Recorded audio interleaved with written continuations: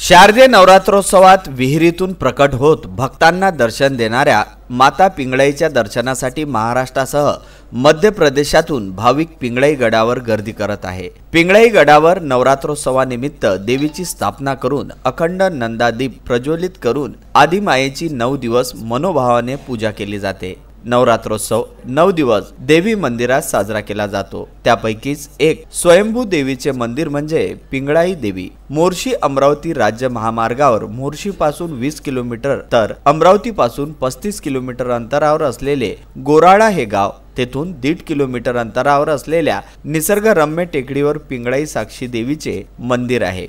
माहूरच्या रेणुका देवीची प्रतिरूप असलेली ही देवी स्वयंभू मानली जाते। पिंगळा साक्षी देवीचे मंदिर हे प्राचीन हेमाडपंथी शैलीत बांधलेले आहे। अंदाजे 500 ते 600 वर्षापूर्वी बांधलेले हे ऐतिहासिक मंदिर जागृत देवस्थान म्हणून ओळखले जाते। या मूर्तीचे वैशिष्ट्य म्हणजे मूर्तीचा चेहरा फक्त जमिनीवर असून उर्वरित संपूर्ण शरीर हे जमिनीत आहे। या मूर्तीच्या खाली विहीर असून या विहिरीतून ही स्वयंभू मूर्ती निघाली असल्याची आख्यायिका आहे।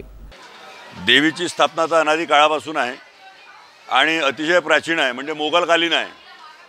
आणि या देवीचा इतिहास असा आहे की ज्या वेळेला इथे मोगलांचं राज्य होतं त्यावेळेला या गावामध्ये एक मुसलमान राजा होता आणि त्याच्या पत्नीला ताप आला होता, खूप भयंकर प्रचंड प्रमाणात।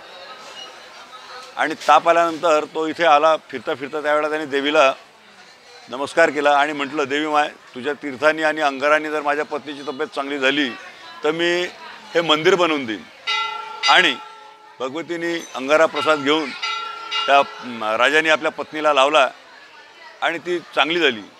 त्यानंतर ते अधिकारी असल्यामुळे त्यांनी हे मंदिर, आता परकोट पूर्ण मंदिर त्या काळी बनवलं। जवळपास आज 500-700 वर्षाचा इतिहास या गोष्टीला झालेला आहे। नवरात्रामध्ये तेव्हापासून नवरात्र सुरू होते अविरत। आणि नवरात्रामध्ये तर शारदीय नवरात्र जे आहे, इथे वर्षातून 2 नवरात्र होतात, एक चैत्रातलं होते आणि एक शारदीय होते। या नवरात्रामध्ये सकाळी 5 गावाच्या कृषीतवरून लोक पायी येतात पहाटे 4 वाजता आणि आरत्या होते। इथे देवीच्या आरत्या होते, ब्रह्ममुहूर्तावरती एक आरती होते। नवसाला पावणारी देवी म्हणून पिंगळा साक्षी देवी प्रसिद्ध आहे। मी मंगरूळ बेलापूरहून आली आहे। म्हणजे मी लग्नाच्या आधी पिंगळा देवीचं मंदिर काही पाहिलं नव्हतं, मला माहिती नव्हतं इस ठिकाणी तसं आहे म्हणून पिंगळा देवीचं। तर मला माझ्या लग्नाला आता 42 वर्ष झाले, त्यापासून मी इथं येत आहे। त्यापासून आता ते वर्षातून 2-3 वेळा येतो मी इथं। आली का जर समाधान वाटते। पिंगळा देवीचं म्हणजे आमचं गाव मंगरूळ बेलापूर हे देवीच्या पायथ्याशी आहे। असं म्हणजे देवीचं नाव घेऊन कोणतंही कामाला निघाले मी का माझं काम सक्सेस होत आहे। आईप्रमाणे संकट काळात ती आपल्या पाठीशी उभी राहते, अशी दर्शनाला येणाऱ्या भाविकांची श्रद्धा आहे। आता आम्ही अमरावतीला राहत असतो, पण आमचं गाव नेरपिंगळी आहे। आम्ही दरवर्षी इथे कुलदैवत मंदिरात आल्याशिवाय आम्ही राहत नाही। दरवर्षीलाच येतो आम्ही, अष्टमीला किंवा सप्तमीला दरवर्षी येतो। तर ही जी देवी आहे तर जागृत दैवत आहे आणि मला याच्यापूर्वी अनुभव आलेला आहे। त्याच्यामुळे मी या दसऱ्याच्या वेळेस अष्टमी नवमीला इथं येतेच। जागृत देवता आहे, मला अनुभव आलेला आहे आणि सगळ्यांना अनुभव आला तर त्यांना माहीत पडते। असं मला अनुभव आला, मी त्याच्यामुळे मी येते। आमचं गाव पिंगळी, नेरपिंगळी आहे।